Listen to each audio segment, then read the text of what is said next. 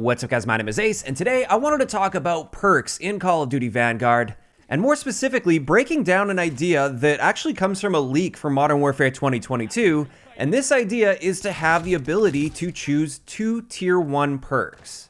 Because honestly, after taking a deep look at this, I feel like that's something that would actually improve Call of Duty Vanguard. Now, to be clear, I still think a rework to the perks in general would be a much better option, and I would love to see them shuffle a few things around. In fact, I actually made a video with that with my perk suggestions from back in December. This is before we had Armory as well as Mechanic in the game, and before Dauntless had like a full fire counter and everything like that. So these perk suggestions you're seeing here are outdated at this point. But in either case, I do feel like there are some very clear issues with how they've decided to balance perks in Vanguard, and a full rework would be great, but at the very least, I think some adjustment to how they're handling the Tier 1 perks would go a long way. And a big reason I feel this way is those Tier 1 perks have become overly bloated and unfocused as well. If we look at the Tier 2 perks, these are clearly designed to be the intel perks. These are the ones that give you various forms of information that help you find enemy players or enemy equipment and streaks in the case of Engineer. Then in the case of Tier 3 perks, these are all class and character buffs, so they directly buff you, and none of these are a counter to anything that the enemy is using or doing. And this leaves us with the Tier 1 perks, and these are all over the place. Some of these counter other perks, or equipment, or kill streaks. Some of them are just character buffs. There's really no focus as to what these perks do. However, the one thing that at least many of these have in common is they're designed to counter something that the enemy is using or doing. Now, that's not the case with all of them, like Serpentine, for instance. That doesn't actually counter anything that the enemy is using or doing. That one's literally just a character buff. But for all of the other ones, they're designed to counter something. But these counters vary widely, and this just shows how many things that are in this game that you may want to be countering at any given time, or you may need to be countering in order to compete effectively. And this is the big problem I have with the Tier 1 perks. This is the only tier of perks that allows you to counter something that the enemy is using to their advantage against you. And the big problem with having all of these in one tier and only being able to choose one of these 8 perks is no matter which one of these perks you choose, it's only allowing you to counter one of the wide variety of things that enemies can be using to their advantage against you.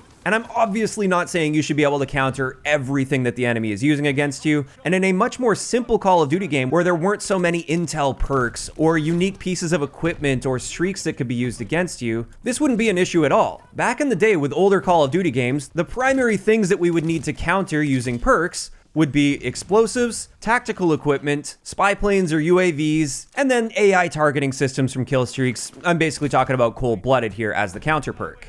So if that were the case, and if we had a simplified Call of Duty like that, then this wouldn't be an issue because you choose one of those 4 counters, and in doing so, you trade off the ability to counter the other 3. Although if you do think back to older Call of Duty games, many times they had counter perks mixed into various tiers. So you could use the equivalent of Fortified and Survival Training at the same time, or you could use like Ghost and Ninja at the same time. So with those more simplified Call of Duty games, it was often like playing rock, paper, scissors when it comes to your counters. It was very simplified where you do choose your counter perks, and of course in doing so you are trading off the ability to counter some other thing, but it was super simplified and the trade-off wasn't so severe by choosing just one perk. You could either be that objective super soldier that could take grenades all day long and not die, but you would always show up on the radar, and enemy AI streaks would be very powerful against you.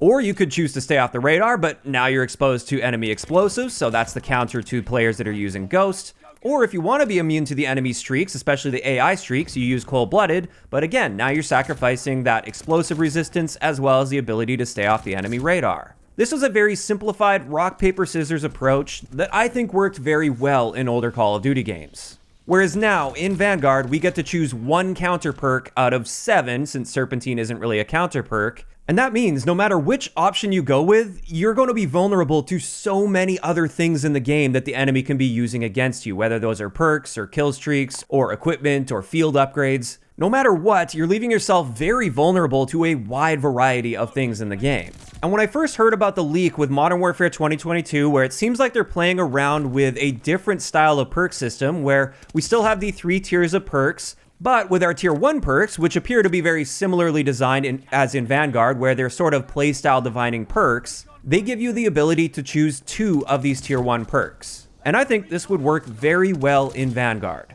If you take a look at this list of tier 1 perks and the general things that they counter or the general character buffs that they have, I honestly can't really think of any serious issues with being able to choose 2 of these.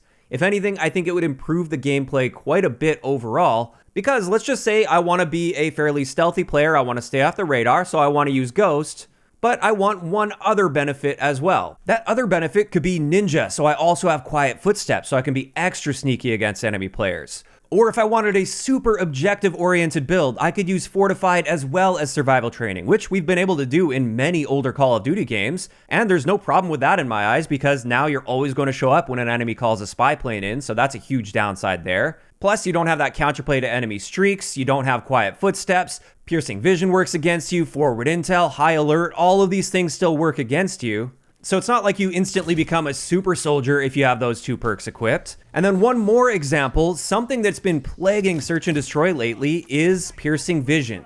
People are using that as a free wall hack, and from what I've seen, it's basically breaking Search and Destroy, because a big issue here is in Search and Destroy, you kind of have to use the Ninja perk. It's such a quiet game mode, you only have 1 life, and therefore, if you're not using Ninja, then enemies basically have a free wall hack in the form of sound. They're going to hear you coming and know exactly where you are. But the problem with using Ninja with the current system is now we can't use Dauntless, and therefore people use Piercing Vision, knowing full well that you can't really switch over to Dauntless without sacrificing that footstep audio, which makes you vulnerable in that sense. So this basically creates a no-win situation for you there, and it also makes Piercing Vision completely overpowered for Search and Destroy specifically.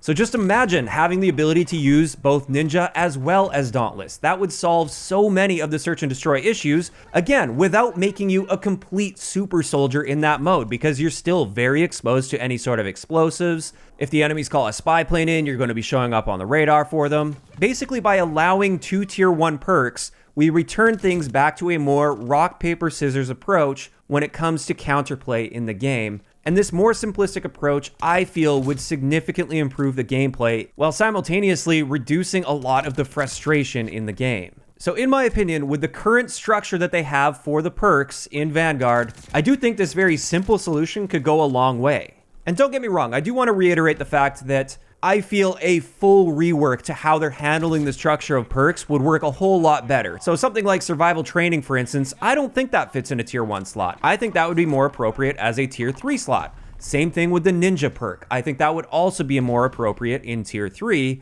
but I think it's a much more reasonable ask to have 2 tier 1 perks rather than asking them to completely restructure the location of the perks, because that just doesn't seem as likely at this point. And this is where I want to hear from you guys in the comment section below. What do you think about the idea of being able to choose 2 tier 1 perks for every one of your class setups in the game? Do you think this would be a good idea? Do you think this would improve the gameplay in various ways? Or do you see some potential issues with this as well? Is there a particular combination of tier 1 perks that you think would end up becoming a big problem in the game? Just let me know all of those thoughts in the comment section below. If you enjoyed the video, a like rating is always appreciated. And don't forget to subscribe for more if you haven't already. I'll talk to you guys next time.